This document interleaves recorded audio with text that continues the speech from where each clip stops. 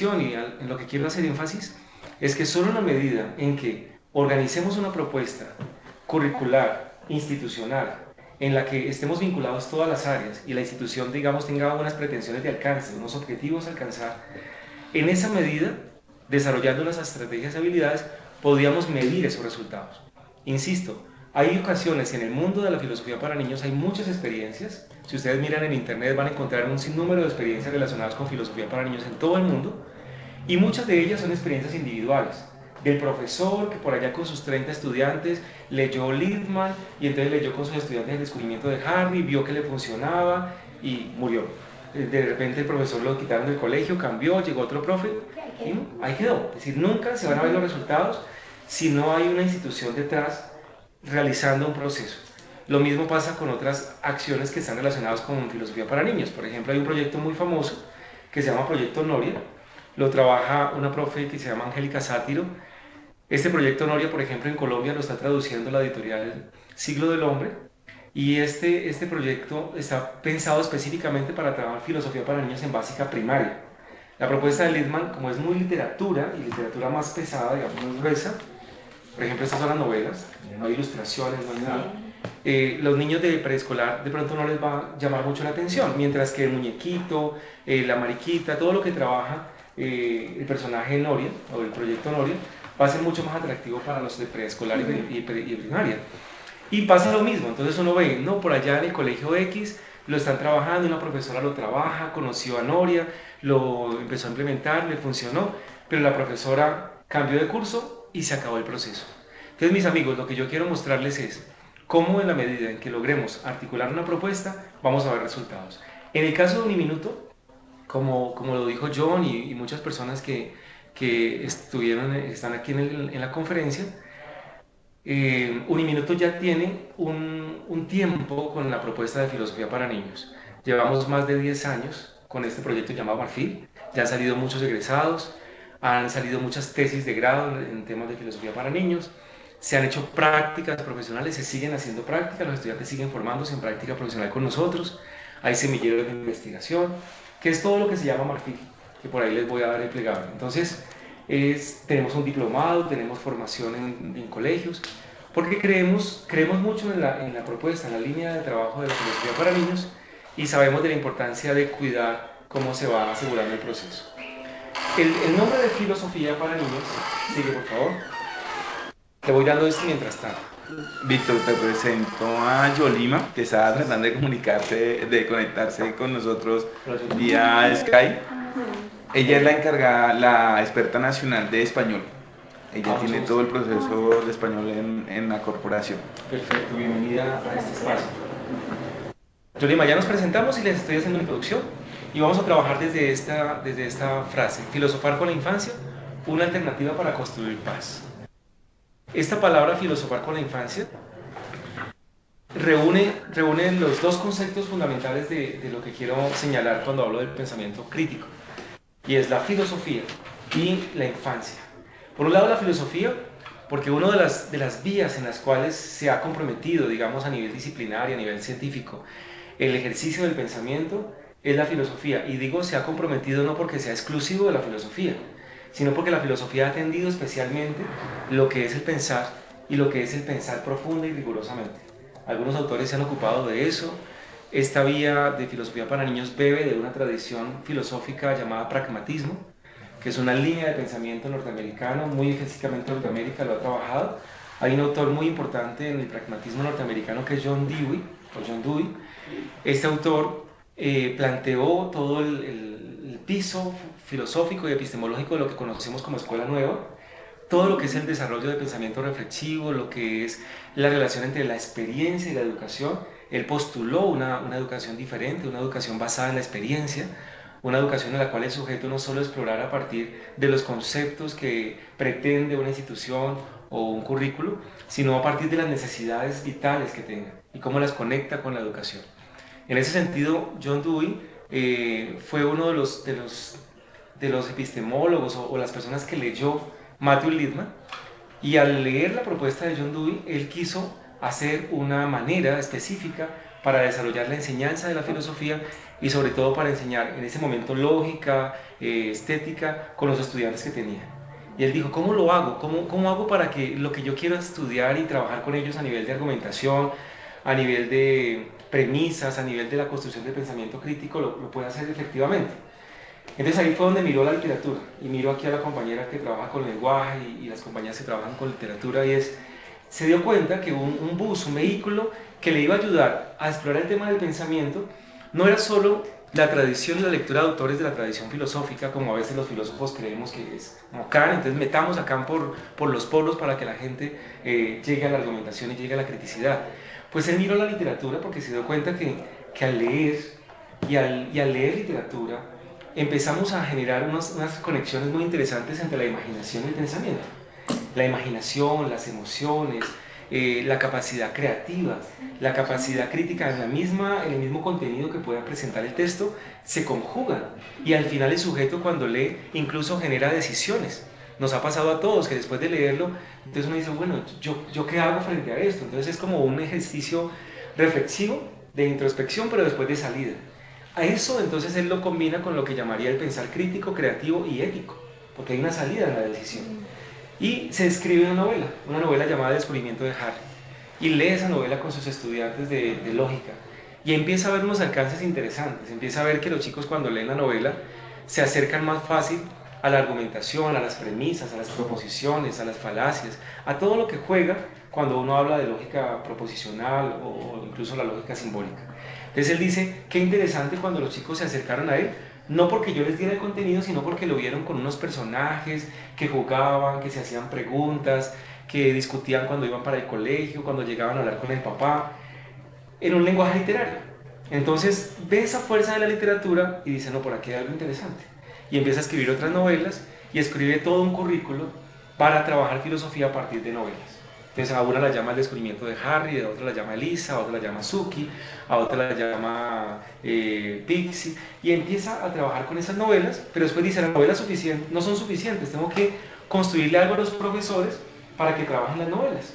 Y entonces se diseñan unos materiales que se llaman manuales, que son estos, en los que él presenta una cantidad de ejercicios, estructuras de pensamiento, toda una riqueza metodológica, casi que didáctica, para trabajar las habilidades de pensamiento, y específicamente el pensamiento crítico, creativo y ético.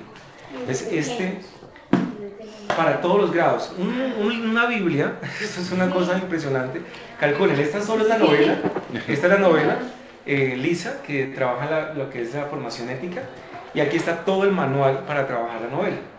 Claro, entonces uno empieza a ver aquí una cantidad de cosas, de temas, de problemas morales, éticos, y él como con ellos propone una serie de trabajos para llevarlos al aula, para jugar con los chicos a partir de estos episodios de las novelas. Y plantea toda una forma de trabajarlo, leyendo episodios cortos, jugando con los chicos. Entonces ese currículo, él lo monta, algunos nos empezamos a formar en ellos, y somos los que ahora pues somos formadores en el tema y le enseñamos a los profesores cómo hacer uso de esos materiales. Claro, esto junto con una cantidad de dispositivos didácticos que también tiene que tener el profesor, porque no solamente esto es venga, léalo y aplíquelo, o sea, el profesor tiene que tener una cualidad especial, sabemos lo que significa ser maestro, hay que tener unas habilidades especiales para el trabajo del pensamiento con los chicos, para explorar con ellos y desplegar el pensamiento crítico, creativo y ético. Entonces hacia allá es un poco el concepto de filosofía. Infancia, porque nosotros creemos que una población susceptible, privilegiada para explorar este tipo de pensamiento es la infancia. Nosotros creemos que si nosotros aseguramos que desde la infancia se exploren esas capacidades de pensamiento, no solo vamos a asegurar un futuro, porque siempre lastimosamente pensamos que la infancia es el futuro, no, es que la infancia es el presente. Aseguramos que los niños ya tengan unas condiciones especiales para que hagan uso de su criticidad. Y digo hagan uso porque no estamos diciendo aquí que la vamos a meterle a ellos la criticidad. La tienen en una forma especial cuando se hacen preguntas, cuando nos cuestionan y nos indagan los niños de 4 años que hasta nos fastidian, haciéndonos preguntas, pero ¿qué? ¿Y usted por qué tiene esa caja ahí? ¿Qué hay dentro de la caja? Estoy seguro que si aquí hubiese un niño y estuviera mirando la mesa, estaría llamándole la atención a estas caricaturas y de pronto estaría preguntando por este objeto. ¿sí? Profe, ¿a cuál va a repartir las galletas? ¿Sí? Sí. Es decir, ellos están haciéndose preguntas. Entonces, aquí hay un vehículo fundamental para la exploración del pensamiento y es la pregunta. Y esa pregunta está ávida, está ahí, perfecta, plena, pulpita, en la infancia, en los niños. Nosotros los adultos nos empezamos a llenar de respuestas, los niños están llenos de preguntas. Nosotros los adultos creemos que lo que tenemos que es responder a los niños, pues lo que tenemos que hacer es ayudarles a que se hagan más preguntas. Incluso nosotros deberíamos hacernos más preguntas. La filosofía durante siglos se ocupó de la pregunta, de la indagación sobre la felicidad, sobre la verdad, sobre la muerte. Se hizo preguntas y eso fue lo que dio origen a una cantidad de tratados filosóficos. Los autores de la tradición lo que hicieron fue hacerse preguntas desde la Grecia antigua, hacerse preguntas que surgieron desde ahí la química, la matemática, solo porque se hicieron preguntas de cuál era la distancia entre un punto y otro punto. Así, con esas características, creemos nosotros que podríamos trabajar este proyecto, por eso lo llamamos filosofía para o con niños. Entonces, ¿sí? No sé qué es lo que tengo que entender. Ok, entonces hagámonos preguntas. ¿Qué tal si nos hacemos preguntas? Aquí hay una primera pregunta. ¿Qué es la infancia? ¿Qué dicen ustedes, compañeros? ¿Qué es la infancia? Una persona que nos dé una posible respuesta o no sé a esta pregunta. Los que no se encuentran en esa sala también pueden participar. Por ejemplo, en Villavicencio, ¿qué es la infancia? Puede ser. Sí. Dale, Bueno, Yoli. voy a hacer como los niños, respuestas. Etapa del ser humano en la cual se explora el mundo. ¿O hay mayor curiosidad por explorar el mundo? Perfecto. Entonces, si la infancia es una etapa, tiene un fin, ¿verdad? ¿Sí? Cuando hablamos de una etapa, tiene un principio y tiene un fin. Ahí es una definición muy cercana a lo que normalmente nosotros entendemos por infancia, y la mayoría de nosotros seguramente la entendemos como una etapa. Es decir, muere. ¿En qué momento murió nuestra infancia? ¿En qué momento murió nuestra infancia si es una etapa? ¿Murió? Todavía hay por ahí rezagos de ella, hay cosas en nosotros todavía de infantes. ¿Hay algo en nosotros todavía de infantes? Si la respuesta es sí, entonces es posible que la etapa no sea tan etapa, ¿sí? Que la infancia no sea tan etapa porque todavía hay cosas ahí. Eso nos aproxima entonces a otra cosa, de pronto no etapa, sino si buscamos otra palabra distinta a etapa, ¿qué podría Diría más ser? bien que la infancia es una actitud, o sea, en ese término de, digamos, de contrarrespuesta a esta necesidad psicológica, o bueno, de toda la escuela pragmática, de hacer una taxonomía, una división, de encasillarlo todo, un poco positivista. Yo creería más bien que la infancia es ese sentido digamos, de Ayer mantenernos, vinieron a limpiar, le hicieron todo el mantenimiento de de limpiar, examinar, de preguntar, de hoy, cuestionar. la mañana, bueno, Pero la idea es que que de pronto de para las mí ciencias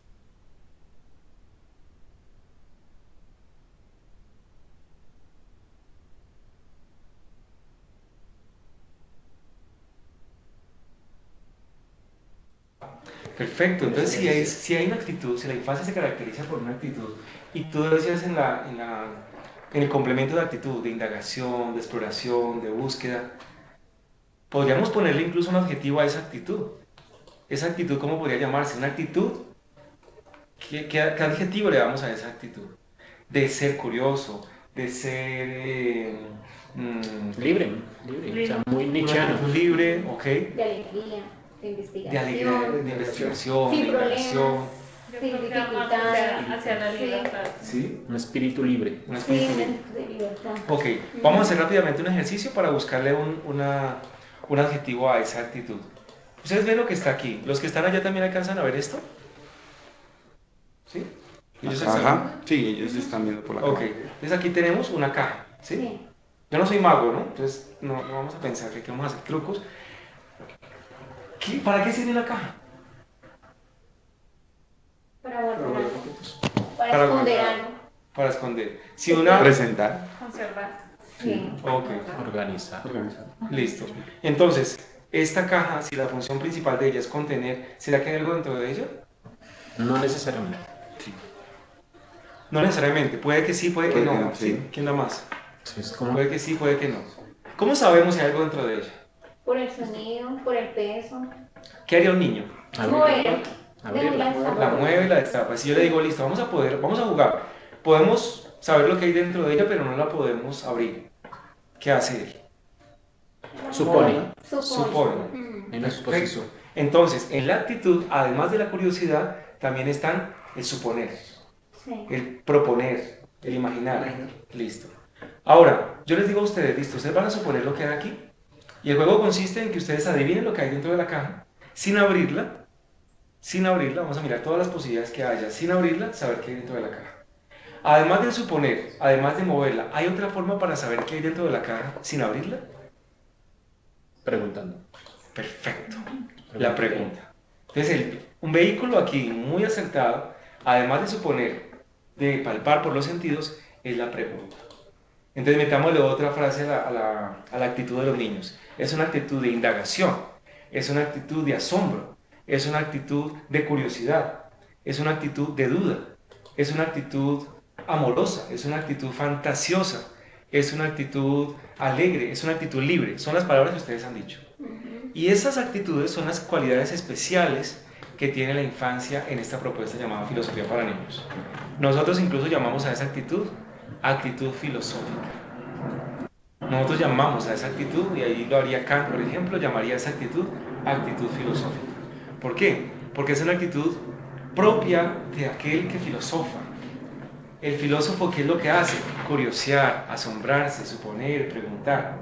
Es que el problema que tenemos es que la filosofía la encerraron en las bibliotecas y los filósofos, sí, ahí está, y los filósofos se quisieron empoderar de ella y además empezaron a mirar el mundo por debajo del hombro, que pena con todo el respeto de los filósofos, y entonces creyeron los demás no filósofos que la élite de los filósofos era una élite especial. O sea, se distanció la filosofía de la vida y entonces ahí empezamos a marcar una frontera, los filósofos y el mundo. Pues resulta que los filósofos, esa actitud que llamamos filosófica, tan propia en la infancia, está también en nosotros. Por eso le preguntaba aquí a la profe, ¿todavía tenemos algo de eso? Sí. Todavía nos asombramos, todavía exploramos, todavía indagamos. Todavía preguntamos, todavía nos alegramos, todavía nos sentimos libres. ¿Será que tal vez un poquito menos que ellos, que los niños, pero todavía lo hacemos? Entonces, si es una actitud por recuperar y por trabajar. Algo tenemos que hacer para recuperar. Entonces, ¿qué es lo que vamos a hacer? Esta palabra. No me puedes tapar. El profesor dijo que podíamos preguntar. Entonces vamos a hacer lo siguiente. Cada uno de ustedes podría hacer una pregunta, solo una pregunta, para saber lo que hay dentro de la caja. ¿Qué tipo de preguntas se podrían hacer? Es de comer. Listo. Un tipo de pregunta. El de comer. El de ¿Tú qué comer. preguntarías? ¿Es plástico? Ok, ¿tú qué preguntarías? ¿Nos lo va a dar? Ok, ¿tú qué preguntarías? Yo lo puedo llevar para saber. Sí. ¿Qué uso tiene? Ok. ¿Tú qué preguntarías? ¿Para qué me sirve? Listo. Aquí en la mesa, y antes de dar la palabra a los otros compañeros, hay dos tipos de pregunta. Ustedes tres hicieron un tipo de pregunta y ellos dos hicieron un tipo de pregunta. ¿Sí saben la diferencia de los dos tipos de pregunta? Sí, la de nosotros fue más, o sea, los pequeños, como una pregunta más que hubiese hecho un niño. Ellos ya hicieron una pregunta como más estructurada, más de adultos. Ok, listo. Hay dos tipos de preguntas. Tú las llamas a estas preguntas más de adultos y las preguntas de acá más de niños. Y en la forma de la estructura de la pregunta, también la de acá tiene una característica de la de acá. Incluso los niños hacen preguntas más con esa característica. Sí. Para que uno le responda sí o no. Esa fue la que ustedes hicieron. Ujú. ¿Es de plástico? Sí o no. Tú dijiste, ¿es de comer? Sí o no. ¿No lo va a dar? Sí o no. Mientras que ellos preguntaron por... yo no puedo responder con sí o con no. Yo tengo que darles una explicación. ¿Sí? ¿Qué uso? ¿Qué uso tiene? Entonces ¿Para tengo qué que hablar, sirve? Igual. tengo que hablar del uso y para qué sirve. Yo tengo que dar ahí unas razones, unas explicaciones mayores. Entonces miren, sin necesidad de jerarquizar que una sea mejor que la otra, tenemos dos tipos de preguntas. Sí. Las dos nos pueden ayudar a llegar, pero para el juego solo vamos a llegar con preguntas de sí o con no. ¿Listo? Solo con sí o con no. Piense como niño. ¿Listo? Voy a responder. Tú ya hiciste una y dijiste, ¿es de comer? Yo le respondo, no. ¿Plástico? ¿Es de plástico? No. ¿Y tú dijiste? No lo va a dar. ¿Me lo va a dar? Yo te digo, no. Ah, ¿Listo? Bueno, son hilos. Ahora, pregúntate si o no. Yo voy a decir, ¿es de colores? Ay, me le... Ay, Victoria, debe pensar igual. Se están conectados. Sí, sí, Víctor. ¿Sí? Sí. colores. ¿Es azul? No, es de colores. Ok. Voy a hacer un paréntesis en tu pregunta. Es una buena pregunta, pero entonces me genera un problema. Si hubiesen varios objetos, ¿cómo se responde esa pregunta? Tal Y vez. yo solo puedo responder con Tal sí o vez. con no. Tal vez. Solo puedo responder sí o no. Esa es la regla. Estás Sí, preguntando en sí, singular. así haya más colores y hay azules. Pero tú respondiste, ¿hay azules o es azul? Es azul. Es azul. Él preguntó, ¿es azul? Sí. Hizo referencia A una sola. a una sola objeto. Es una ambigüedad. Sí. Entonces genera ambigüedad. Entonces, como genera ambigüedad, la respuesta sería imprecisa. Tendría que reformularse. Según la lógica argumentativa, se puede estructurar esa pregunta para que yo la pueda responder por sí o con no, haciendo uso de unas partículas que se llaman cuantificadores. Los cuantificadores son los que determinan en una oración la cantidad del objeto. Hay unas palabras que denotan la cantidad del objeto. Yo puedo decir algún o puedo decir todos. Eso es lo que llaman los lógicos el cuantificador. Si yo dijera algún objeto es azul, resuelvo el problema. Y si yo dijera todos los objetos son azules, resuelvo el problema. ¿Sí? Si él dice todos los objetos, yo ya puedo responder con sí o con no. ¿Sí? Si él dice alguno, significaría que por lo menos uno es azul. ¿Cuál de las dos prefieres preguntar? ¿El de alguno o el de todos? El de todos. Listo, entonces la respuesta es no. No. Eso ya nos permite sacar una deducción. ¿Qué deducción sacan a partir de esta ronda de preguntas? Ya podemos deducir algo en relación a lo que hay acá. ¿Qué es de colores? ¿Qué es de color? Que hay una colores de raíz colores. que no Ok, podemos deducir que es de color. No, que no. No es Que no se comestible. come, no es comestible, no es de plástico. Es de plástico, No pero se lo puede titubeo. llevar. No lo van a dar. Compañeros que nos están viendo por allá, ¿podemos deducir algo en relación a la cantidad de objetos a partir de esta ronda? No. Bueno. Sabemos ¿Estás que hay seguro? varios. Es Ah, porque sabemos que hay varios. Porque cuando pregunté que si Son era de colores, tú me dijiste que sí. Ok. Y por ¿Y la algo más? confusión que se hizo con la pregunta del experto. Perfecto, mire, lo que la compañera y la compañera acabaron de hacer se llama razonamiento. Ellas acaban de hacer un razonamiento. Y ese razonamiento lo acaban de hacer a partir de unas premisas que los compañeros de acá nos dieron. Ellos nos dieron aquí una información. El profesor, bueno, yo les di una información también cuando le hice la contrapregunta aquí de la cantidad, pues ya les dejé ver a ustedes un elemento relacionado con la cantidad. Entonces ya podemos sacar una inferencia lógica, y es que hay varios objetos. Hay varios objetos. Y sabemos que esos varios objetos tienen unas características por ahí y nos podemos ir aproximando más. ¿Cómo nos podríamos aproximar más? Pues con más preguntas. Entonces, ¿qué es lo que tenemos que hacer para habilitar el razonamiento, para estimular el razonamiento y la exploración del pensamiento crítico? Pues la pregunta. Aquí tenemos la habilidad. Una clave es generemos espacios de indagación, de preguntas, algo que nos ayude a preguntar. ¿Y aquí qué fue lo que nos ayudó a preguntar? Una simple caja. En Littman lo que nos va a ayudar a preguntar son los textos.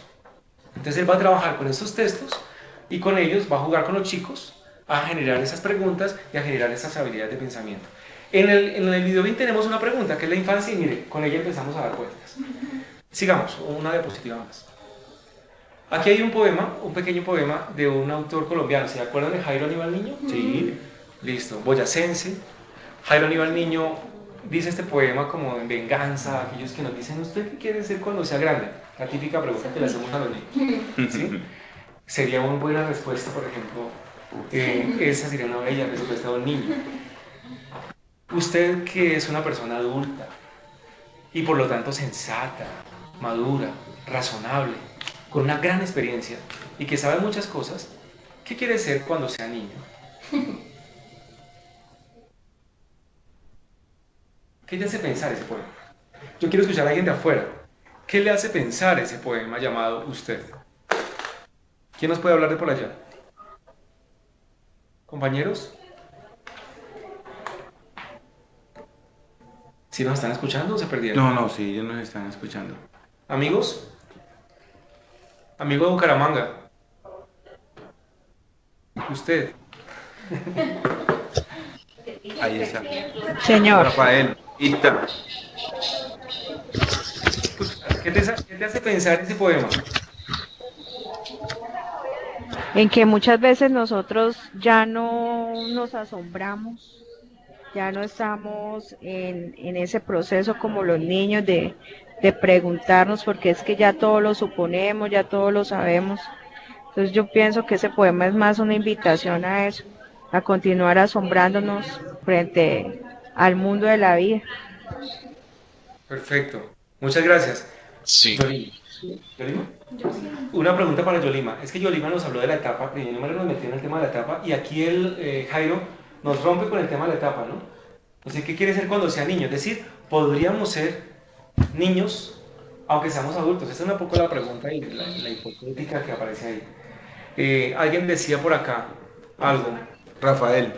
Esa. Rafael. Sí, mira, no, yo lo que estoy de acuerdo con lo que la compañera decía ahora.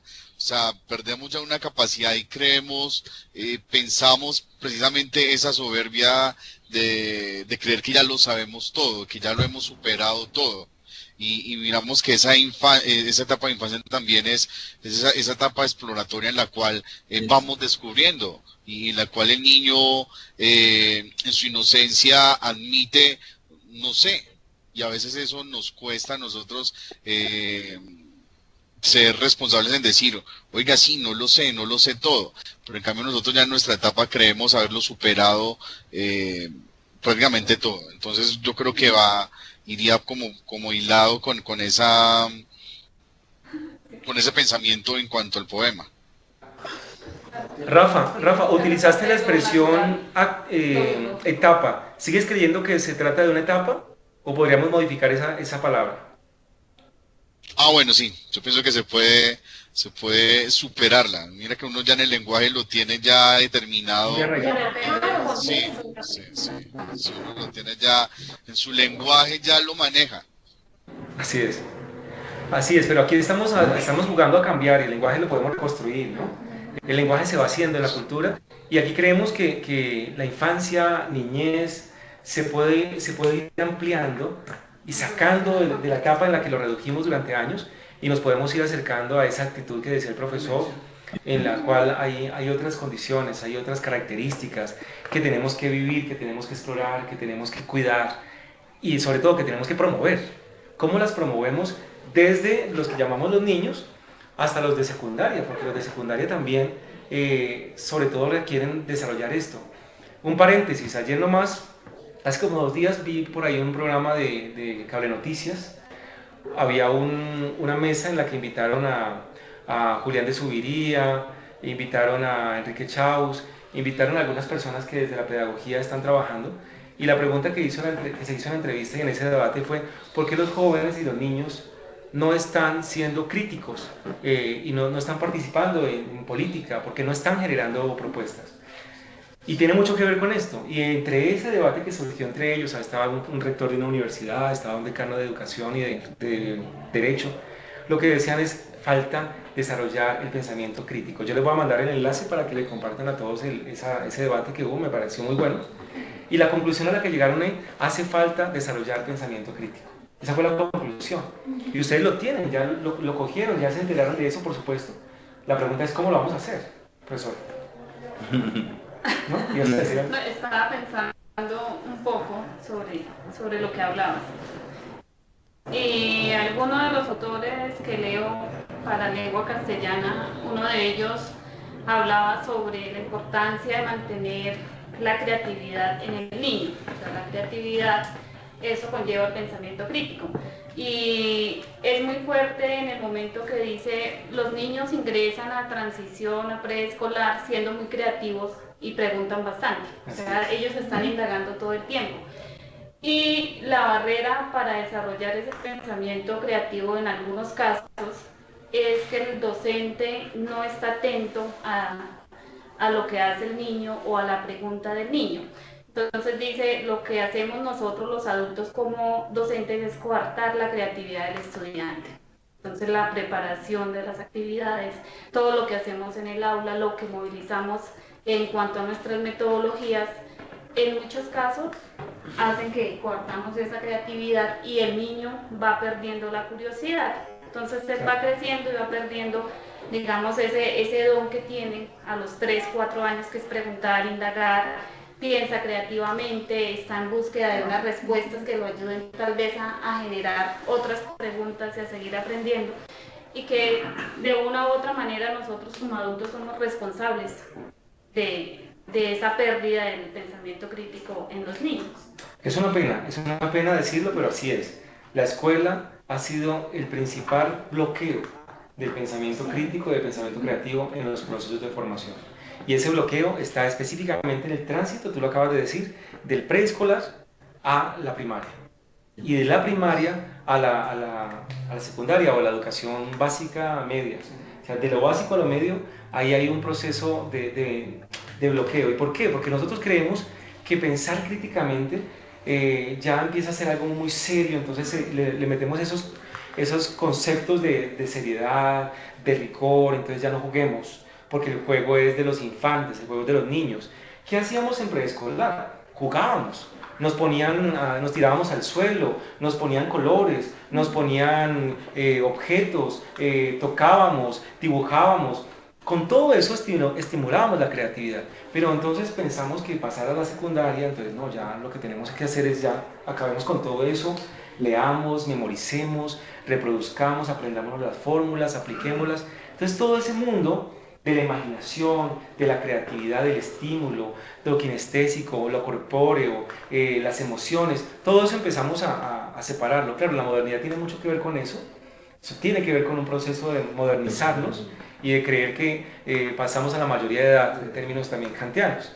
Entonces creímos que la modernidad y el pasar a la mayoría de edad y el ser ilustrados y el ser rigurosos tenía que ver con acabar con las emociones, ¿sí? O sea, separémonos de lo emocional, separémonos de eso que tiene que ver con lo creativo y entremos acá a lo lógico, a lo argumentativo, y creímos que la argumentación tenía que ver con eso. Esta propuesta de filosofía para los niños busca justamente hacer un puente interesante. Aquí en esta propuesta el pensamiento crítico no se trabaja solo. En esta propuesta de pensamiento crítico se trabaja junto con el pensamiento creativo y el pensamiento ético. Y Littman llama a ese triángulo pensamiento multidimensional. Él prefiere hablar de un pensamiento multidimensional y dice que para estimular un pensamiento creativo, eso tiene que ir acompañado de la creatividad y el despliegue de la creatividad en los sujetos, junto con la condición ética que él lo llama pensamiento cuidante o cuidadoso. Tiene que ver con todas las éticas del cuidado que en la línea contemporánea se está hablando mucho.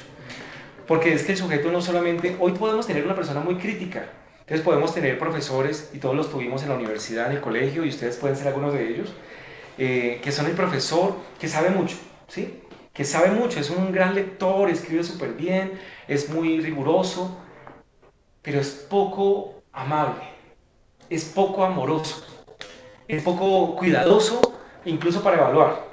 Entonces, él es tan riguroso que si tu examen está mal, te lo rompe en la cara y te lo tira, ¿sí? Y haga algo bien, ¿sí? Es tan poco cuidado. Entonces, todos tuvimos esos personajes, ¿no? De pronto ya se están perdiendo. Ojalá, ¿no? Pero por ahí andan. Entonces, ¿eso qué es lo que sucede? Pues que tenemos unas personas muy formadas, muy intelectuales, pero en lo emocional, en lo humano, no tienen ese trabajo. Entonces, Littman dice, ojo, tiene que haber un pensamiento cuidadoso junto con el crítico. Y así como hay un pensamiento cuidadoso en el profesor, pues tiene que haberlo en el grupo. ¿Cómo lo cuidamos? ¿Cómo entre ellos empiezan a dialogar? Y entonces cuando el chico se refiere a otro para hacer una corrección, ¿de qué forma le hace la corrección? Hay correcciones que no estimulan a que yo me autocorrija, sino que son correcciones que estimulan a que yo me cierre. Hay correcciones que lo que hacen no es estimular a que yo piense mejor, sino que lo que estimulan es a que yo me quede callado porque ya no quiero decir nada porque me hacen bullying. Entonces, el pensamiento cuidadoso y el pensamiento crítico y el pensamiento creativo. Littman cree que los tres deben ir ahí jugando armónicamente. Y eso tiene que ver con lo que es para él la filosofía. Afirmar que los filósofos, afirmar que la filosofía de los niños es auténtica filosofía, significa recuperar las condiciones propias de la infancia, en las cuales elementos centrales como, ustedes lo decían ahora, la duda, el asombro y la angustia, forman parte. Ahí está, a propósito de la foto, les presento a mi hija Catalina, en el Valle del Cauca. Ella es de Palmira y ahí está con los majar blancos hechos por la tía Ángela, mostrándonos el deleite del sabor. ¿Por qué lo muestro? Porque filosofar tiene que ver con deleitarse, filosofar tiene que ver con curiosear. Entonces, ¿qué es lo que pasaba con esos similares a las cajas, no? Pues que yo les decía, ¿qué hace un niño? Se lanza. ¿Qué hace un niño con un dulce? Se lanza a probar. Así es el conocimiento, así debería ser el conocimiento de nuestras clases. Que el chico se quiera lanzar a curiosear sobre él. Que el niño se quiera lanzar a la clase de matemáticas para curiosear la fórmula y por qué 1 más 1 es 2. Pero es que nosotros no le dijimos que las razones y venga exploremos, sino que le dijimos aprenda y memorice. Ya, uno tiene que preguntarse por eso. Pero cuando hacemos la pregunta, el niño va a tener más posibilidades para acercarse de nuevo a la respuesta, incluso por otras vías que él halle en su propia indagación. Podríamos hallar muchas vías para llegar a la solución, ¿sí? Pero una es que el profesor simplemente tenga la fórmula y te diga, y se acabó. Otra rondita de preguntas. Por favor, otra rondita de preguntas. Vamos a dar la oportunidad a los del video para que nos hagan preguntas de sí o no sobre la caja. Venirle a hacer por la caja para... Que no se la lleve a cartar. ¿Listo? Muévasela si quieres sin abrir.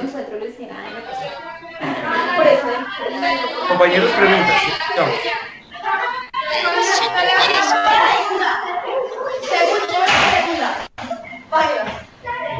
¿Listo? ¿Aló? Ah, ¿Sí me escuchan? Dale, sí, te escuchamos. La pregunta sería que si sirven para escribir. en plural, ¿todos los objetos sirven para escribir o quieres preguntar en particular? ¿Todos los objetos sirven para escribir? ¿Todos los objetos sirven para escribir? No. Él ya está conectado. ¿Aló? No. Sí. Pero será más fácil llegar por el plural o llegar por el singular. Si queremos llegar a Por el singular. ¿Tú crees que por el singular? ¿Por qué?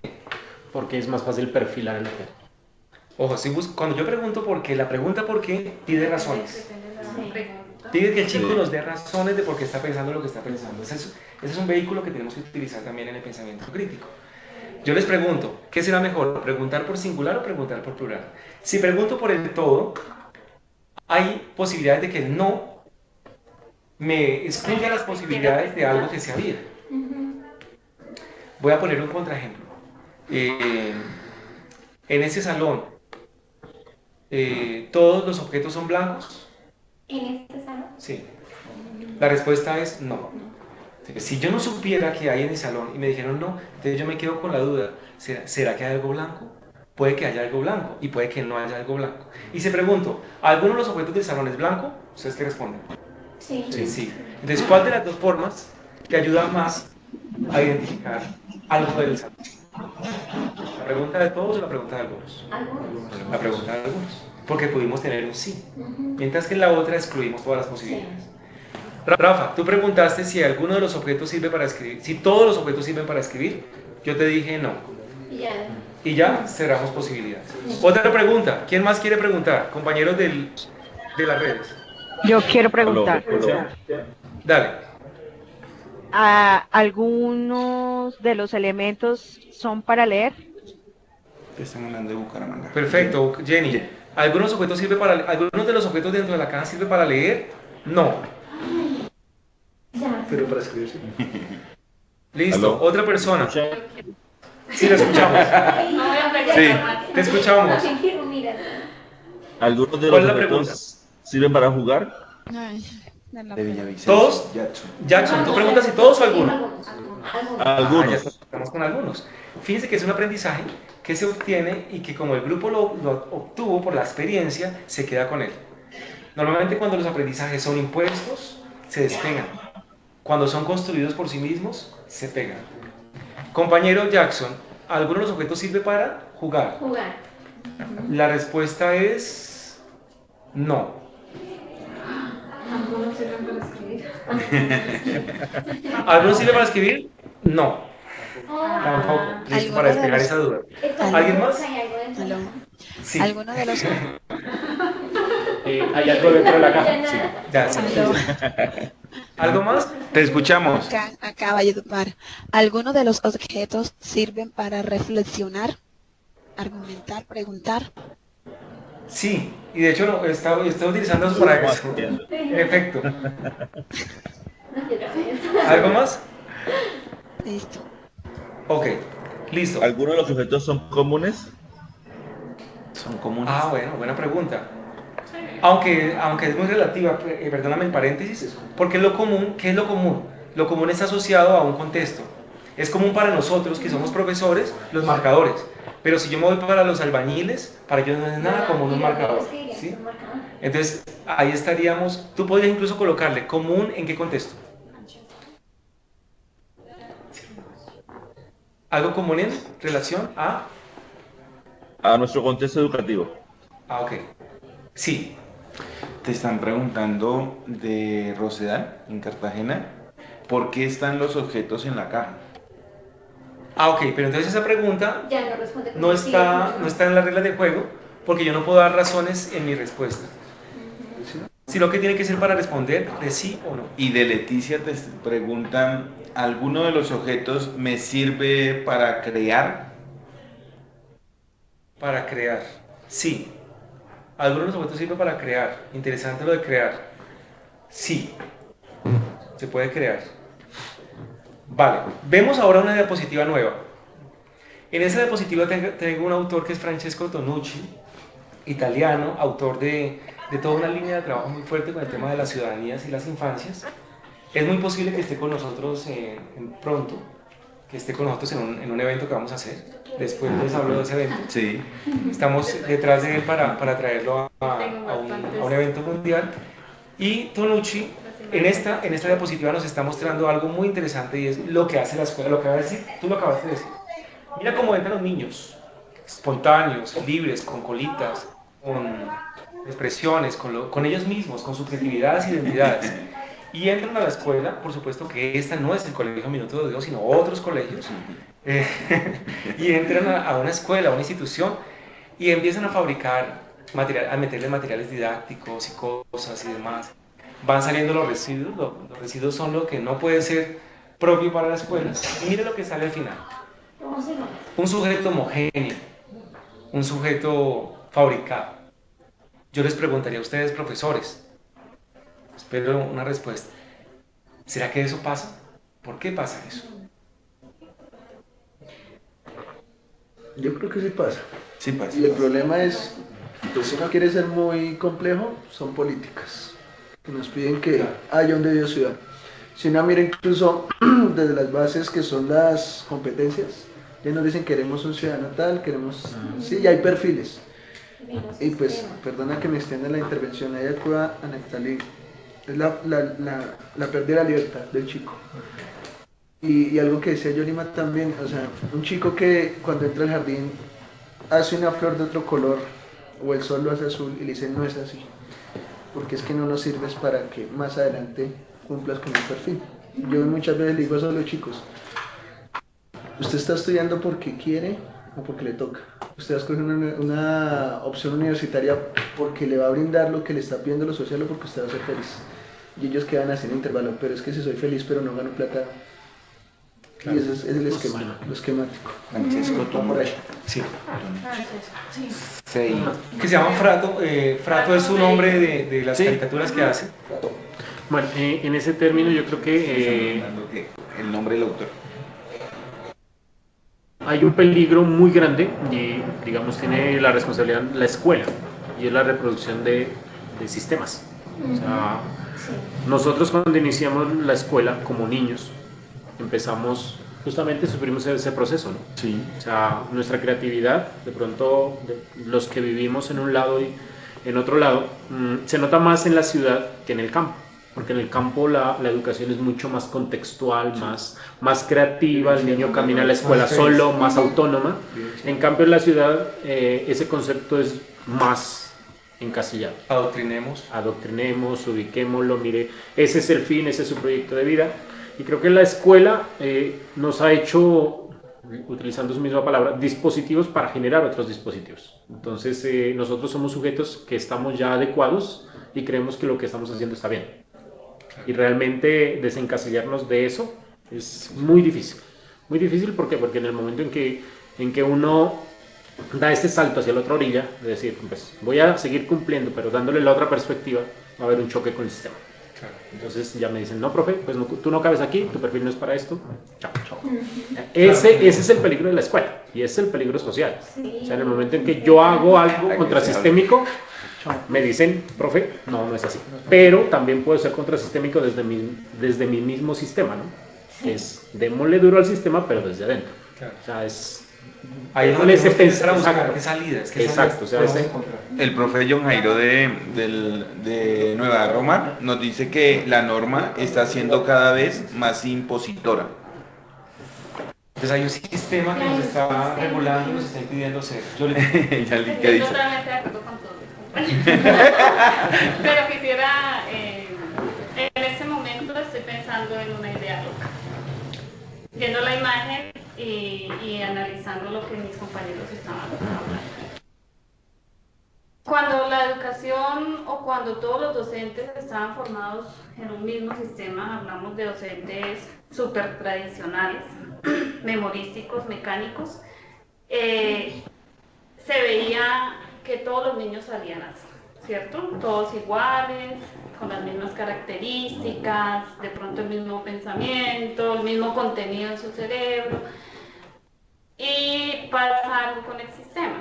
Actualmente encontramos muchísimos docentes en las instituciones educativas que son críticos, que son creativos y que obviamente luchan contra ese sistema, ¿cierto? O sea, por una parte se adecúan a lo que se está enviando del sistema, por otra parte está la parte ética, la parte moral del docente, la parte creativa, la parte crítica.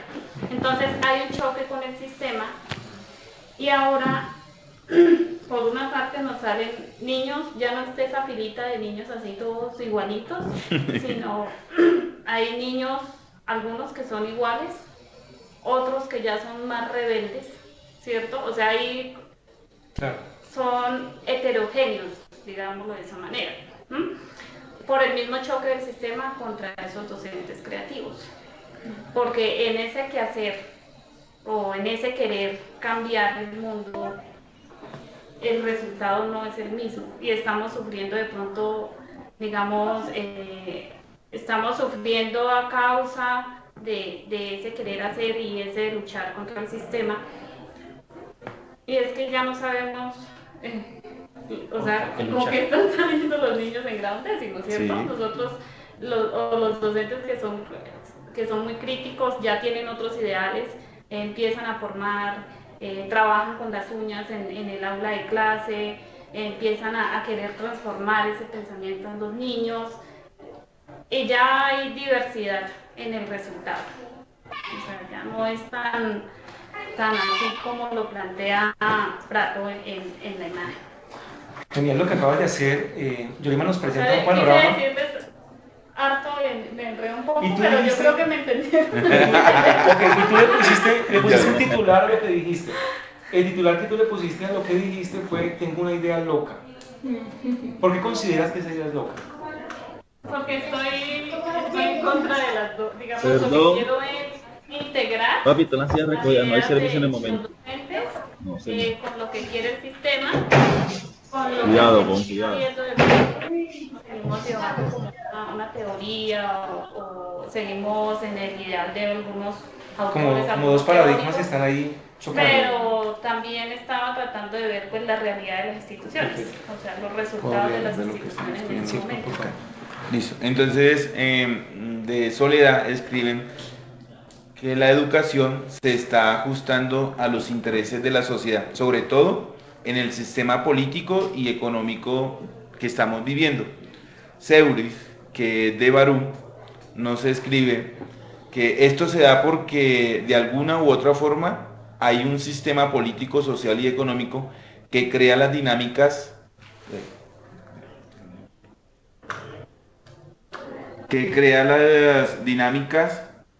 en el poder y lo hacen a través de la manipulación mediática. En Café Madrid nos escriben que Jenny piensa que es importante recordar el pasado para reflexionar sobre el presente. Perfecto. Buenísimas las intervenciones y recogiendo un poco esos choques paradigmáticos. Vivimos esto, tenemos chicos residuo, que es un poco uno de los perfiles de la sociedad que tú también señalas, que de pronto pueden ser los que se rebelan frente al sistema y los que están mostrando resistencias, incluso resistencia frente a todo. Claro, también tenemos las ciudadanías homogéneas, tenemos otras, es decir, hoy tenemos unos híbridos sociales muy curiosos por todos los fenómenos culturales que se están viviendo. Y eso hace que nuestro accionar como docentes tenga que situarse frente a eso. ¿Qué hacemos hoy?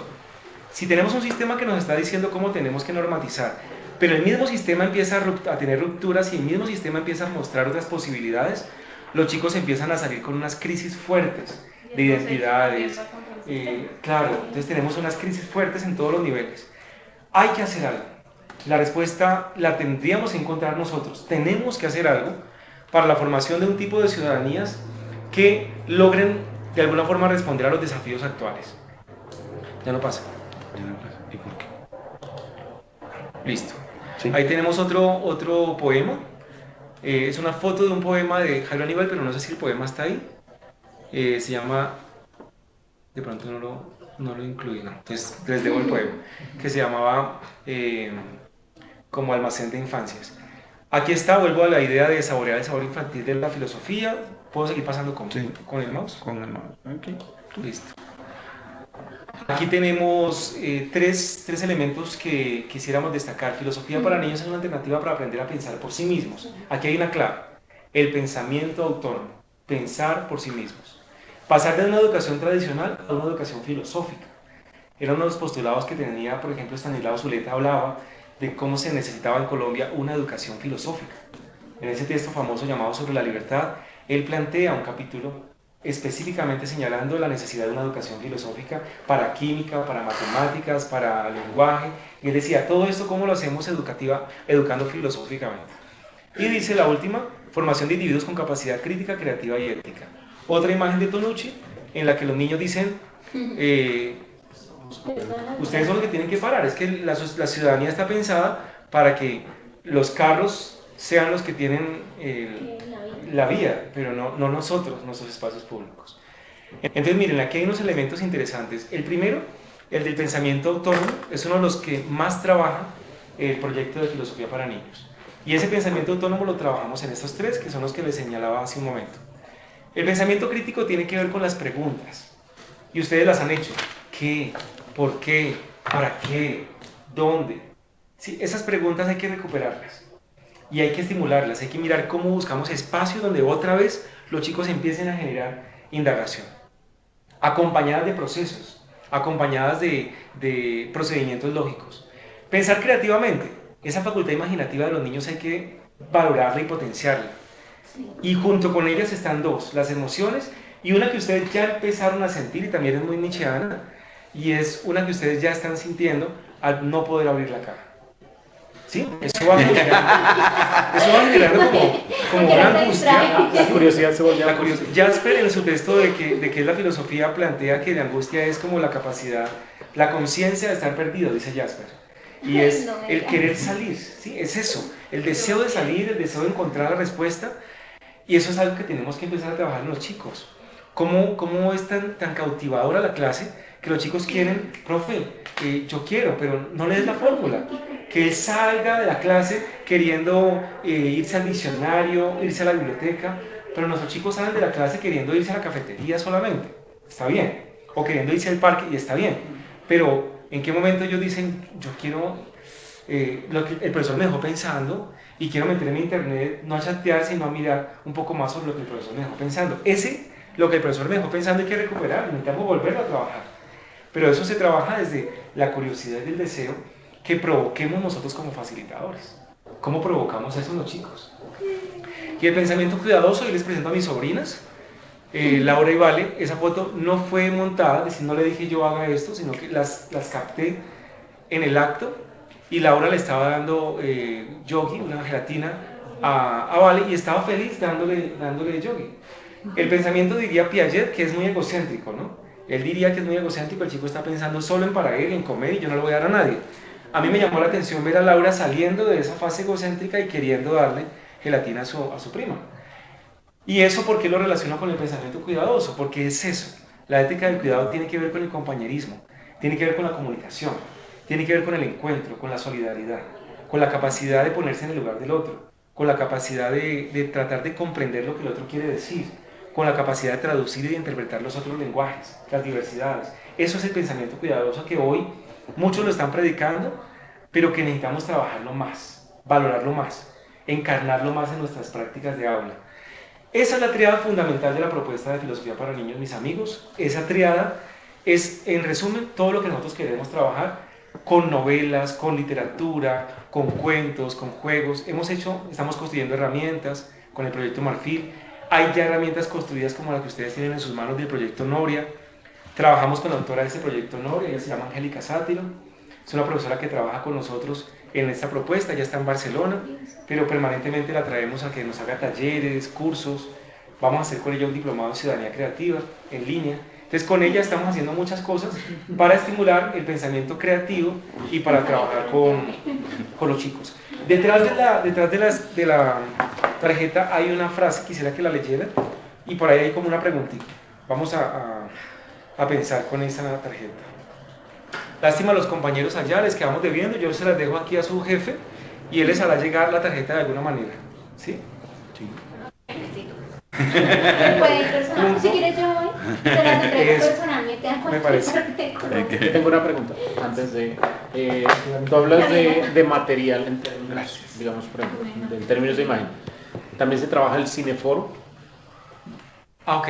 El cine es una herramienta, no es tan construida por nosotros, pero en el mundo de filosofía para niños hay unas personas que la trabajan muy bien. Se llama Proyecto IREF, es un proyecto que está en Barcelona. Hay una profesora que lo trabaja que se llama Irene de Puig. También ha estado aquí con nosotros en los congresos.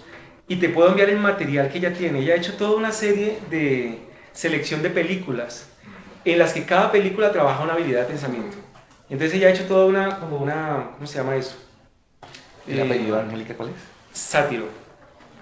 Como una propuesta pedagógica para, con una serie de películas, estimular el desarrollo del pensamiento crítico, creativo y solidario. O sea, en la misma lógica de filosofía para niños, pero con el cine. Ella tiene materiales para eso, del grupo IREF. Igual en la página, si tú entras, grupo IREF, I-R-E-I-F, ahí en la misma página están los materiales, en línea, y tú bajas. Entonces dices ahí está, para niños de cuarto de primaria, papá, ella propone esas películas y trabaja esto y hay unos ejercicios. Un material muy bueno, muy pensado, y si hay alguien serio que ha pensado filosofía para niños y cine, yo diría que es Irene de Puig, que ha trabajado el tema. A mí me gusta mucho esta propuesta porque yo trabajo con niños pequeños. La mayor parte de mi asignación académica siempre ha estado con niños pequeños. Lo que dice la experta Yolima es muy cierto. Los pequeños preguntan, indagan, pero ya cuando van madurando, van subiendo, digamos. Claro. Eso se pierde. También tengo la oportunidad de, como al contraste, estoy en segundo y voy a dar clase en octavo. Entonces, ¿sabes? Estoy como más creativo, se lleva octavo. El cambio, sí, claro. Sí. Pero vamos a hacer es que no, qué aburrido. Entonces sí, se pierde como sí, bastante. Entonces, pues ahí la respuesta no solamente está en los materiales son una ayuda, pero también la formación que nosotros podamos tener. Los materiales están ahí, pero si nosotros no encarnamos la opción de pensar filosóficamente, los primeros que tenemos que pensar filosóficamente somos nosotros. Los primeros que tenemos que estimular el pensamiento crítico, creativo y cuidadoso somos nosotros. Si nosotros nos formamos en esto, estoy muy seguro que esto lo vamos a empezar a replicar en nuestras prácticas cotidianas, incluso estando aquí en el colegio o donde sea, en la casa, con mis hijos. Es decir, yo soy de los que planteo que la propuesta de filosofía para niños, y ahí Rafa seguramente me ha escuchado esto y los demás, es que la propuesta de filosofía para niños se encarna en la vida, se encarna como una actitud ante la vida. Sócrates plantea que la filosofía es una actitud ante la vida, y en ese sentido el filosofar tiene que ver con situarse en el espacio público, en el Transmilenio, cuando me subo, cuando me bajo. Si pensáramos filosóficamente, yo creería que la ciudadanía tendría otras lógicas. Eso lo cree muy bien Mocus, pero no lo ha creído todavía la Secretaría de Educación y el Ministerio de Educación. Pero si formamos para las ciudadanías críticas, creativas y éticas, las transformaciones culturales que vamos a empezar a vivir son fuertes, son potentes. Pues la propuesta es, empecemos aquí, empecemos en el Colegio Minuto de Dios, no solamente con acciones aisladas de ustedes, sino empecemos a diseñar toda una propuesta muy centrada, si ustedes quieren, en filosofía para niños, que nos ayude a ir integrando la literatura, integrando la estética, integrando la ética a un conjunto de acciones didácticas y pedagógicas en las cuales se estimule ese tipo de pensamiento. Esa es la propuesta. Hay más, hay algo nuclear en el proyecto, y es cómo se hace. El cómo tendríamos que dejarlo en continuará, porque la caja no se puede abrir. La caja no se abre si no se acierta que hay. Y la conferencia va a quedar en punta, no para que me vuelvan a invitar, sino para que ustedes busquen cómo se hace filosofía para niños. El cómo se hace tiene que ver con el método, tiene que ver con la manera, no solamente son los materiales.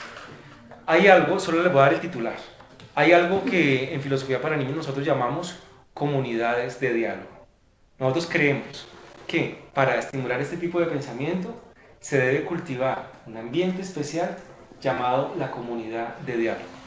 ¿Qué es la comunidad de diálogo? ¿Cómo se trabaja? ¿Cómo se practica? Pues aquí yo he hecho hoy como una pequeña muestra, y es generando preguntas, generando una relación entre nosotros, ayudando a que el otro identifique cuándo hizo un razonamiento, cuándo hizo una deducción, cuándo hizo una buena pregunta o una pregunta equivocada.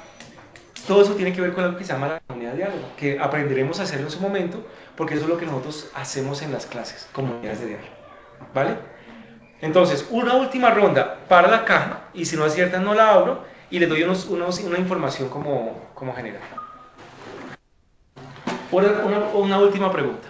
Ya están habilitados los micrófonos para los que quieran participar de esta ronda de preguntas. ¿Listo? ¿Qué hay en la caja? Bueno, la pregunta, no, mentiras, que en la caja no. ¿Qué pregunta haces tú? Decido con.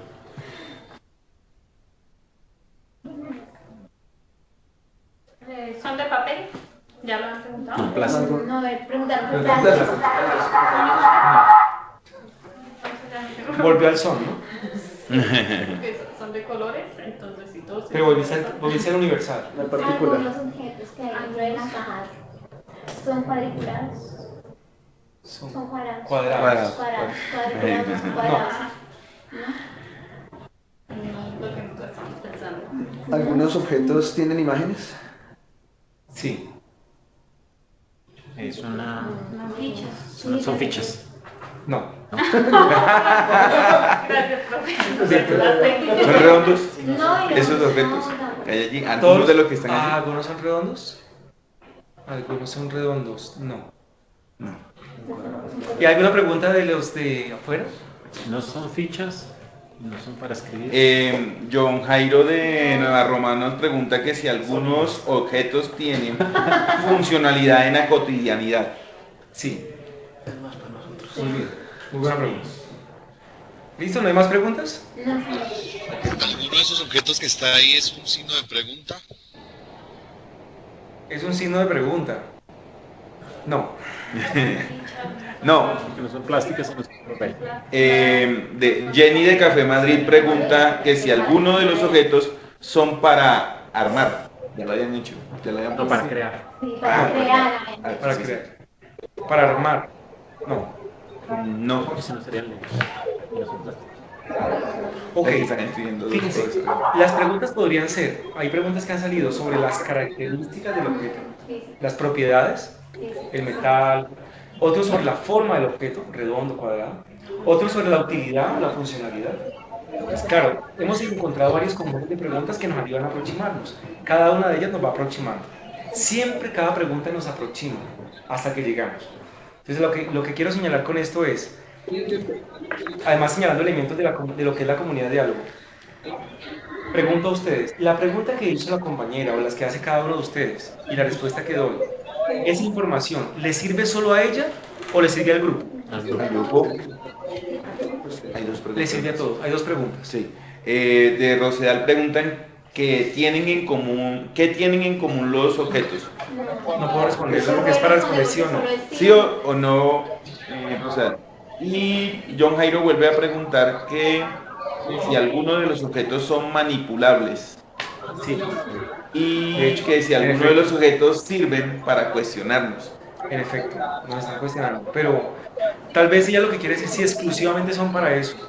Si la pregunta es, ¿son exclusivamente o en su origen son para cuestionarlos? No, solo en este momento. Sí, solo así. Ojo, en este caso, compañeros, otra pregunta que les quiero hacer a ustedes.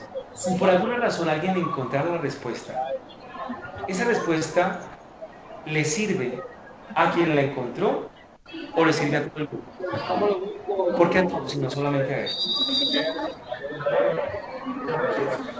Perfecto, miren, ahí está, y con eso cierro, ahí está la clave de transformar las aulas en comunidades. El proceso formativo está pensado para que el chico llegue por él mismo a la respuesta y se saque un 5 o un excelente. Y él se siente muy bien, se siente el héroe, y es más, le refriega su examen a todos los demás cuando él saca el 5 y mire, yo saqué el 5 y sé cuándo sacó. Y le hace la pregunta desafiante, ¿cuánto sacaste? Solo hace la pregunta desafiante cuando se la nota es alta, ¿no? Y saca uno, responde y nadie lo va a ver. ¿Por qué? Porque nuestra lógica, y eso tiene mucho que ver con la estructura económica del país, está en que te salvas solo. Y tú lo logras solo. Y la sociedad está pensada para que tú hagas méritos y logros solo. Y te graduaste como doctor, solo. Y lo pones en Facebook, te sacas la selfie, todo lo que quieras, solo. Así está pensado el sistema, no está pensado en lógica comunitaria. La metodología que plantea Filosofía para Niños se llama comunidad de diálogo. Es un espacio común en el que el concepto estudio hace referencia a las comunidades de investigación de Popper y de la revolución científica. El conocimiento se hace en comunidad. Y aquí, si alguien halla la respuesta, pues eso les sirve a todos. Eureka, es un hallazgo para todos. Incluso las preguntas de cada uno, todo el mundo está atento mirando qué fue lo que el otro preguntó, para él saber si esa información le sirve a todos y para no preguntar lo mismo. Es decir, que hay necesidad de habilitar la escucha, la participación, la atención y las respuestas compartidas. Eso es una comunidad de diálogo que la podemos trabajar en su momento. Que preguntan que si los objetos sirven para trabajar matemáticas, que si sirven para sensibilizar. Para matemáticas, sí. Que si son solo para adultos. Para sensibilizar, sí. Para adultos, sí. Ah, ¿solo para adultos? No. ¿Alguno de los objetos los puede utilizar cualquier persona? Sí. No, porque yo pregunté que usted tenía. Listo, entonces ahora, última fase, simplemente para aceptar o no. Ya la pregunta no es sí o no, sino que ya puedes decir qué piensas que es. ¿Qué? Listo, no. ¿Tú? ¿Qué piensas que es? ¿Colores? ¿Por qué? Bueno, los colores, sí, parados, no son redondos. Cilíndricos. No son de papel, no son cilíndricos. Sí, exacto. Listo. Nadie ha preguntado si son cilíndricos. No. Voy a pensar que alguien la preguntó. Pero tú dijiste que ya no podemos más preguntas, entonces son cilíndricos. Voy a responder a esa por lo pronto. Si es cilíndrico, si hay un objeto cilíndrico. También dijimos, podemos que son azules, también estos podemos. O sea, el cilíndrico lo están imaginando azul. Okay. Y que sirve para las matemáticas, pues también me sirve para las matemáticas. Digamos que todo lo que ella acaba de hacer es una deducción. Y ha organizado las proposiciones. Las ha organizado las premisas, esta, y con ellas concluye. Ese es el ejercicio de pensamiento. Ese es el razonamiento que queremos que se haga. Que puede ser correcto o puede ser incorrecto. En este caso, es muy cercano. Es cilíndrico, si hay un objeto cilíndrico, no plástico. No habíamos preguntado que si eran de madera, entonces existe la pero posibilidad. Entonces, la diferencia está en el material. Sí. El cilíndrico no es de madera. ¿Qué material podría ser el cilíndrico? Metal, sí. En soledad. Si hay un objeto cilíndrico, metálico, que tiene color, que tiene imágenes. Es cilíndrico. Algunas azules. Que si monedas, preguntaron, la respuesta es no. Puede ser, sí, ¿Qué podría ser un objeto cilíndrico, metálico? ¿Es totalmente metálico?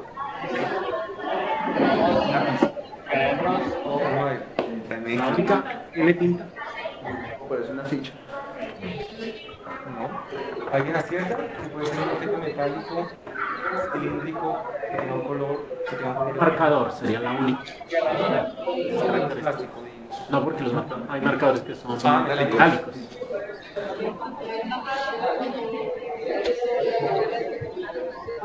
Marcador, pero no tiene tinta, entonces no es marcador. Estos son metales.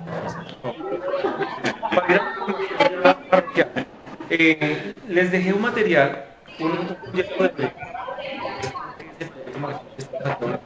somos hermanos.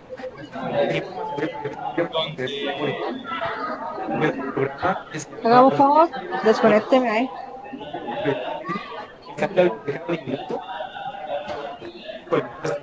Gracias. Para que aquí las puedan tener a la mano y puedan trabajar con ellos. Y estoy a sus órdenes para poder hacer proyectos venideros. Tenemos dos. ¿Para qué? ¿Para qué? Hablaba Víctor de un diplomado. Sí. Podemos ofrecerles a ustedes un diplomado en filosofía para ¿Cómo hemos manejado las cosas? Máximo, mínimo en 4. ¿Para recuperar qué? ¿El primer periodo? Los dos están disponibles para ustedes. Los diplomados son en línea. Es decir, que podemos hacerlos también con la gente que está por fuera y hacemos algunas sesiones así presenciales. La otra invitación que les quiero hacer es que en un año, en julio del próximo año, vamos a tener el Congreso Mundial de Filosofía para Niños aquí en Bogotá. Vamos a ser los organizadores. El congreso más importante de filosofía para niños en el mundo se llama IPIC, las siglas son ICPIC. Es como el Consejo Internacional de la Investigación Filosófica por Niños y Niñas. Cada 2 años rota por diferentes lugares del mundo y por primera vez en la historia se va a hacer aquí en Colombia. Es el 19ª versión. Ahí donde posiblemente esté Tonucci, ahí va a estar Angélica Sátiro, ahí va a estar Irene, van a estar pues toda la gente que hace filosofía para niños en el mundo, van a venir a Bogotá. Es posible que sea aquí en el teatro o si no, estamos ahí definiendo el lugar. Entonces, estamos mirando la sede. Y pues sería muy importante que ustedes pudieran también participar de ese congreso. Entonces yo después les daré información detallada de ese congreso que es en julio del próximo año. En nuestra página también pueden encontrar más cosas, Marfil, Educación Filosófica, ahí encuentran todo lo que quieran. Les agradezco el espacio, solo les doy a conocer uno de los objetos de la caja en el que estuvieron más cerca. En el que estuvieron más cerca. Ay, una pila. Una pizza. ¿Listo? Es una batería, una pila. Listo. Con eso, pues les agradezco, termino y quisiera escuchar simplemente impresiones, con qué ideas se van y con eso terminamos, ¿verdad, Víctor? Sí, señor. Yo venía con una concepción totalmente distinta de esta chica. Yo no me imaginé que fuera así. Y me llama mucho la atención precisamente porque mi campo es más hacia los niños.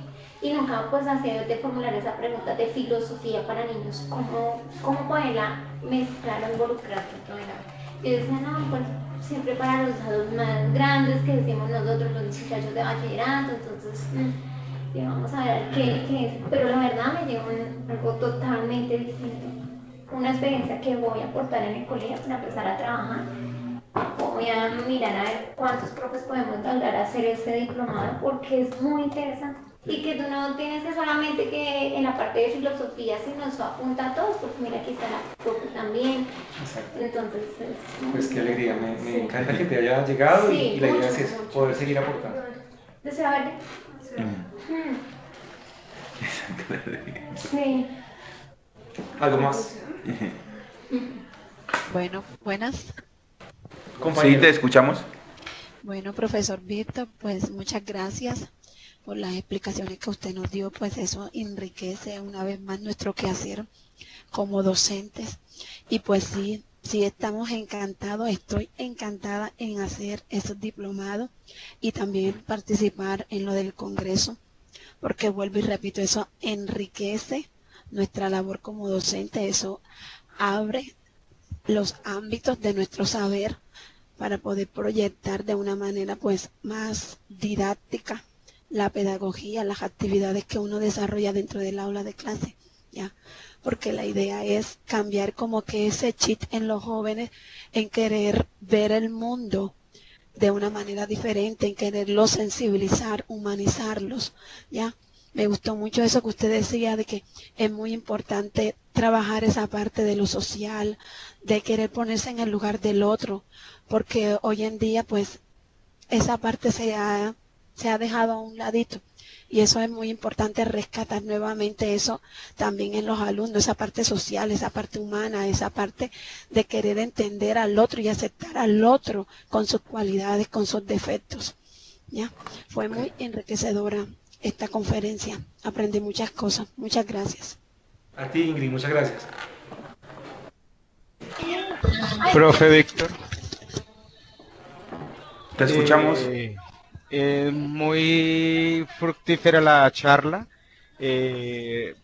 Chistosamente voy a decirlo, pero me sentí nuevamente en mi materia de seminario de filosofía para niños. Muy grato volver a recordar ese proceso en el que se busca tratar de integrar la creatividad de los niños, sobre todo el aspecto del cuidado. Pero lo que aportaba yo, desafortunadamente la cuestión política del país y la cuestión educativa nos está cercenando esa capacidad de la creatividad de los niños, porque nos han dado una pauta de que hay que cumplir, y siento que le estamos cortando esa capacidad al niño de la pregunta, de poder él cuestionar e indagarse. Pero fructífero también a nuestro líder que pudo conseguir este espacio, esperando que se pueda volver a repetir, porque en el quehacer filosófico en el día a día surgen más inquietudes, más cuestiones en las que como grupo, como red, podemos buscar una posible solución a tanta capacidad de dejar de hacer cosas y más bien retomar la capacidad de ser creativos, de ser cuestionadores de ese día a día. Chévere, muchas gracias, compañero. Víctor, muchas gracias. Qué alegría, de verdad, fue tenerte otra vez acá o tenerte en este espacio con nosotros. Yo que viví cerca también ese proceso de filosofía para niños, para mí me ha servido mucho. Confieso que no lo he puesto en práctica en todo, pero yo pienso que hay cosas que uno hace como docente que ahí está y que yo creo que de cierta manera se van viendo los resultados. Pero como vos decías al principio, esos resultados se ven si todos de cierta manera nos unimos y hacemos de esto algo también oficial, y pues aprovecho para expresarlo también a nuestro coordinador. Eso, qué bueno que ya algunos que hemos trabajado coincidencialmente con este programa y que las otras personas que están en esta reunión han manifestado que les ha interesado yo pienso que reunirnos como tal y hacer eso, que este proyecto salga adelante, porque yo pienso que, como vos decías, aisladamente hacerlo y en los colegios es más complicado. Ya si nosotros lo asumimos en nuestro currículo y lo asumimos en nuestras mallas, yo pienso que puede dar un buen resultado al final. Entonces, como dejar esa inquietud también, y que yo sé que es la inquietud que nos dejaste a todos, y que bueno hacerlo partícipe, ya sea con los materiales y también con la forma de llevarlo a cabo, para que no quede solo en unas buenas sensaciones, sino que quede institucionalizado, si se puede decir, porque yo sé que los resultados en sí son muy buenos, o serían muy buenos. Claro que sí. Rafita, muchas gracias. Un abrazo. Vale, gracias. Bueno, de mi parte por lo menos le doy gracias a cada uno de ustedes por haber participado en esta charla, al profe Víctor por acompañarnos, a Yoli por también hacer ese acompañamiento de español. Nos quedan muchos retos, muchos desafíos. Yo espero que para muchos de que todavía tenían dudas acerca de la malla de filosofía, se les aclare un poquito con esta charla que hemos tenido en el día de hoy. Quiero también invitarlos a que si hay algunas preguntas que no se pudieron hacer por ese medio, me lo envíen a mi correo. Yo voy a seguir hablando con el profe Víctor, vamos a seguir mirando cómo hacemos estrategias para seguir trabajando como hermanos y no que nos veamos como dos organizaciones totalmente diferentes, sino que podamos trabajar como hermanos que somos y poder hacer una labor eficiente, pero sobre todo muy humana en nuestras aulas. Les agradezco a todos, a cada uno de los colegios por el espacio, y nos estaremos hablando el próximo jueves con algunos que tenemos allí pendiente una charla. Muchas gracias. Abrazos, compañeros. Vale, gracias a Pues ustedes. a ustedes. Muchas gracias entonces también a ustedes acá por este espacio, por la oportunidad. Pues seguiremos. Vamos a ver hasta dónde podemos llegar, cuándo nos volvemos a encontrar. Aquí dependemos de nuestro amigo Víctor. Y aquí les dejamos la información. ¿Vale? Una pregunta antes de, ¿usted tiene alguna relación con el mismo proyecto de la Javeriana? Bueno, con la Javeriana